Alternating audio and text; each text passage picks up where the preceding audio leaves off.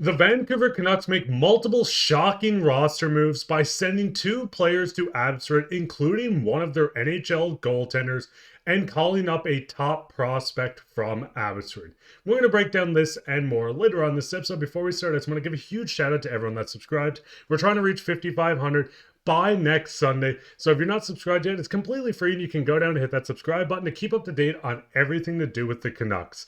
But with that, let's hop straight into this video where the Vancouver Canucks make multiple moves today that are kind of shocking to a lot of fans. We do see from a tweet from the Vancouver Canucks PR on Twitter or X, whatever it's called nowadays, General Manager Patrik Allvin announced that Arshdeep, Bains, Aman, and Silovs have been assigned to the Abbotsford Canucks. Forwards Jonathan Lekkerimaki and Ty Young have been recalled from Abbotsford. Now, the first thing to look at with this is the fact that Jonathan Lekkerimaki, their top prospect next to Tom Willander, has been recalled and looks to be set to get into NHL action for the Canucks for the first time in his career. Now, looking at this, we did get a quote from Rick Tocchet, and he said he's a guy that probably would have been called up 2 days ago, but he tweaked something. This is something we've been tracking. It's an old story. Do a little marinate, blah, blah, blah. But I think there are certain times when you want a guy to come up and get a taste of where he's at. I really want to make sure we cocoon him with a good environment around him so that he has a lot of help. Now, looking at this quote, it seems like they were looking at bringing him up. I mean, we've seen a quote from a guy, not only from Rick Tocchet, but we've seen this from Patrik Allvin himself, saying that Jonathan Lekkerimaki would have been called up if he didn't tweak anything. But it seems like Lekkerimaki is healthy and set to make his debut for the Vancouver Canucks. Now, looking at this, we did see some practice lines from today after their loss to the Edmonton Oilers, which I'm not going to touch on. But looking at this, we do see Jonathan Lekkerimaki on the top line with Suter and Miller. Now, Lekkerimaki getting into NHL action on the top line would be huge for this team. Now, this also has a lot to do with the fact that Brock Boeser is out. We see Dakota Joshua coming in on the fourth line with Radu and a guy like Höglander. We can see the lines pretty much stay the same with DeBrusk, Pettersson, Garland, Heinen, Bluger, and Sherwood. The fourth line is pretty much shaken up because we do see Bains being sent down and we do see Aman being sent down. But getting Lekkerimaki in, if he does stay in this top six, especially if he stays on this top line, is something to be looking forward to. We'd see the defense appearance, Hronek, Juleson, Susie Myers, and Brandstrom and Darnay's. With this, Hughes was out today with a maintenance day, so he will go straight back up on that top line. Juleson will not be there, but we're looking at what the Canucks might be running going into their next game. Obviously, if a guy like Boeser comes back, there's going to be the situation where maybe he slides straight back up with Miller. We could see Miller, Suter, and a guy like Boeser. But I do think Jonathan Lekkerimaki is going to get in, especially if Boeser needs some time to kind of heal from the predatory hit that we've seen laid on him by Tanner Jeannot, which I still think is disgusting. Now, looking at this, Jonathan Lekkerimaki, yes, I know I've talked about it a lot. The -8 is something a lot of people don't like, but this is a team step.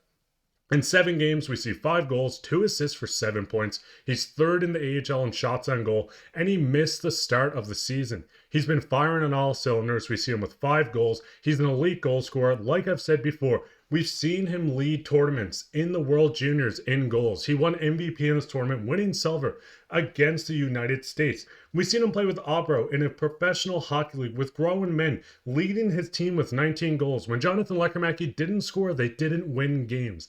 Lekkerimaki has been dominant at every level he's been on, winning silver in the World Juniors, making the playoff with Abro, leading his team to a playoff push where he put up 1 assist in 3 games.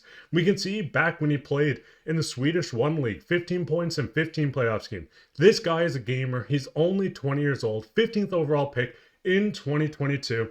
But we finally get to see, debatably their top prospect next to Tom Willander, make it onto this lineup, and with that, making the top line if a guy like Boeser is not ready to come back. Looking at this, though, we also might see him hop straight in on the power play. Looking at the Canucks right now, they're ranked 16th. You can see them just above Philly, just below Pittsburgh on the power play percentages. They come in at 19.5%, which is 0.1% less than the Pittsburgh Penguins. You can see the Toronto Maple Leafs, even the Montreal Canadiens are ahead of them. The Canucks are middle of the pack, which shouldn't be the case with how much elite talent they have on their top 6 and in their power plays. We can see right now the power plays are looking like Garland, Pettersson, DeBrusk, with Hughes and JT Miller, Pius Suter, Heinen, Brady. We see a guy like Höglander and Hronek. I could see Jonathan Lekkerimaki maybe even sliding into the second unit to get a spark on this team, to get more ice time. We've seen him dominate offensively. Jonathan Lekkerimaki is not going to come in and be your top defensive prospect. He's not going to come in and play an elite two-way game. But we do know that he is going to come in, he's going to create shots, he's going to create high danger chances, he's going to get the puck on net. We're going to see an impact from this guy better than most rookies we've seen. Yes, we've seen Bains come in and play, honestly, quite well this season. We've seen Ratu come in and play well this season. We've seen Aman kind of get demoted. But Lekkerimaki is going to come in and give this team a new, fresh just breath of air on how he can perform, not only on the power play, not only just scoring goals, but within this lineup, creating chances, helping set up other teammates. This is a big part for the Canucks, and I cannot wait to see this kid get his first NHL game and hopefully his first NHL goal. What's your guys' thoughts on all these moves being sent down? We've seen Bains, Aman, and Silovs. What's your thoughts on Lekkerimaki and Ty Young coming up? And we'll get straight into Ty Young coming up, and we see Silovs demoted to the AHL. Now, looking at Silovs' stats over the past 4 games this season, one of these games being against the Oilers, where he came in relief, 4 shots, 4 saves, we've seen him struggle. A .727 save percentage against the New Jersey Devils in a loss. We've seen an .885 save percentage in a loss to the Tampa Bay Lightning. We also seen him lose the start of the season opener against the Calgary Flames, allowing 6 goals on 26 shots for .769 save percentage. This is not really acceptable, especially for a guy like Rick Tocchet, bringing in someone like Silovs. We're looking at a goalie tandem where Silovs looked like the starter coming into the season. We've seen Kevin Lankinen take over. He had a rough game last night. But other than that, a 7-1-0 record with 2 overtime losses is quite good, especially for a guy that we got on a 1-year deal for how cheap he is. The biggest thing with this move, with Silovs going to the AHL, I think this is to get his mojo back. You can't have a guy in the NHL with no confidence losing 4 of these games. I mean, the 1 game against the Oilers is not on him. This was on Lankinen. But having these stats in the NHL is something that Rick Tocchet and the Canucks management know they cannot keep doing. With Silovs being on a 2-way contract, they can send him down. He can get games for Abbotsford and really work on his game in the AHL and hopefully getting back to where he was.